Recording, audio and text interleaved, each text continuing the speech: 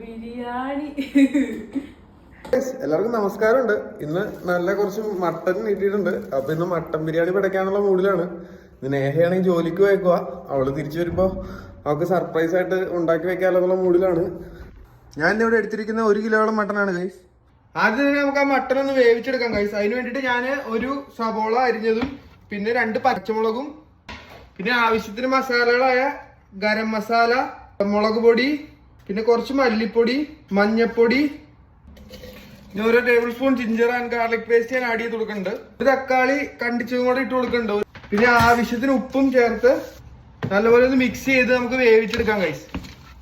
3 whistle വന്നോളം വരെ നമുക്കൊന്ന് വേവിച്ചെടുക്കാം. അരി നമുക്ക് ജസ്റ്റ് ഒന്ന് വാഷ് ചെയ്തെടുക്കാം. അത്യാവശ്യം നല്ലപോലെ വാഷ് ചെയ്തെടുത്തിട്ടുണ്ട്. നമുക്ക് ഇതൊന്ന് ഒരു അരമണിക്കൂർ സോക്ക് ചെയ്തിടാം. നമ്മുടെ മട്ടനൊക്കെ ഒന്ന് വെന്ത് സെറ്റായി വന്നേക്കാണ് ഗൈസ്. ഞാൻ അളന്ന് വേണം നമുക്ക് റൈസിലേക്ക് വെള്ളം ഒഴിക്കാൻ. അത് കാരണം നമുക്ക് ആ മട്ടനിലെ സ്റ്റോക്ക് ഒന്ന് മാറ്റി വെക്കാം. ഞാൻ ഈ പാത്രത്തിലാണ് ഗൈസ് ബിരിയാണി ഉണ്ടാക്കുന്നത്. ഇവിടെ പാത്രം ഇപ്പം ചൂടായി വന്നിട്ടുണ്ട്. ഞാൻ അതിന്റെ അകത്തേക്ക് 1 ടേബിൾ സ്പൂൺ ഗീ ആഡ് ചെയ്ത് കൊടുക്കുന്നുണ്ട്. ഗീ ഒന്ന് ചൂടായി വന്നിട്ടുണ്ട്. ഞാൻ അതിന്റെ അകത്തേക്ക് കുറച്ച് ഹോൾ സ്പൈസസ് ഇട്ട് കൊടുക്കുന്നുണ്ട്.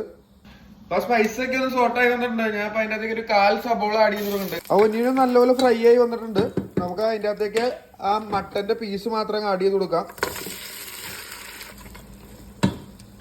ആ മട്ടന്റെ അകത്തേക്ക് നമുക്ക് കൊറിയാണ്ടറും മിന്റ് ലീഫും ചോപ്പ് ചെയ്ത് ഇട്ട് കൊടുക്കാം. കുറച്ച് നല്ലപോലെ ഒന്ന് മിക്സ് ചെയ്തെടുക്കാം.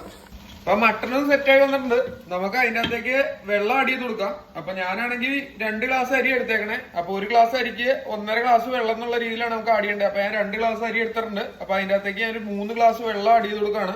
ആ കൂട്ടത്തിൽ നമ്മുടെ മട്ടന്റെ സ്റ്റോക്കും കൂടെ പെടുത്തും. അപ്പൊ വെള്ളവും തിളച്ചു വന്നിട്ടുണ്ട് ഗൈസ്. ഞാൻ അതിന്റെ അകത്തേക്ക് ഒരു അര നാരങ്ങയും കുറച്ച് പാലും ചേർത്ത് കൊടുക്കുന്നുണ്ട് ഗൈസ്. ഇപ്പൊ വെള്ളം നല്ലപോലെ തിളച്ചു വന്നിട്ടുണ്ട്. നമുക്ക് അതിനകത്തേക്ക് റൈസ് ആഡ് ചെയ്യാം. അത് വെള്ളം ഇല്ലാത്ത രീതിയിൽ നല്ലപോലെ അരിച്ചു വേണം ആഡ് ചെയ്ത് കൊടുക്കാനായിട്ട്. ഞാൻ ആദ്യം പാല് ചേർത്തത് നമ്മുടെ റൈസ് തമ്മിൽ ഒട്ടായിരിക്കാൻ വേണ്ടിയാണ്. ഞാൻ റൈസ് ഒന്ന് ആഡ് ചെയ്ത് കൊടുത്തിട്ട് ജസ്റ്റ് ഒരു വട്ടം ഒന്ന് ജസ്റ്റ് ഒന്ന് റൈസ് എല്ലാം വെള്ളത്തിലൊന്ന് താഴാൻ വേണ്ടിട്ട് മാത്രം ഒന്ന് മിക്സ് ചെയ്ത് കൊടുക്കേണ്ട ഗൈസ്. ഞാൻ വലിയ കാര്യമായിട്ട് മിക്സ് ചെയ്യുന്നില്ല. നമുക്കിനി ഇതൊന്ന് മൂടി വെച്ച് ഒരു മീഡിയം ഫ്ലെയിമിൽ ഇതൊന്ന് കുക്ക് ചെയ്തെടുക്കാം. ഈ ഒരു പരുവത്തിലേക്ക് ആയി കഴിയുമ്പോഴത്തേനും നമുക്ക് പയ്യെ കുറച്ച് മിന്റ് ലീഫും പുതിനയും ചോപ്പ് ചെയ്തതും കുറച്ച് ഫ്രൈഡ് അനിയനും കൂടെ ആഡ് ചെയ്ത് നമുക്ക് ഇത് ദം ചെയ്തെടുക്കാം. നമുക്കിനി ഇത് നല്ലപോലെ ദം ചെയ്തെടുക്കാം.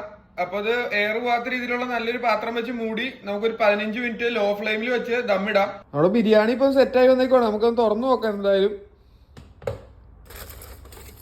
നമ്മുടെ ബിരിയാണി സെറ്റായിരിക്കാണ് ഗൈസ്. അപ്പോ ഇതേ നൈസായിട്ട് ഇതേ നേഹയ്ക്ക് കൊടുത്തിട്ട് നേഹയോട് ടേസ്റ്റ് ചെയ്യാൻ പറയാം. നേഹ അതേ അമ്മേനെ വിളിച്ചോണ്ട് സംസാരിച്ചോണ്ടിരിക്കുകയാണ്. നല്ല മണമുണ്ട്. കഴിച്ചു നോക്ക്.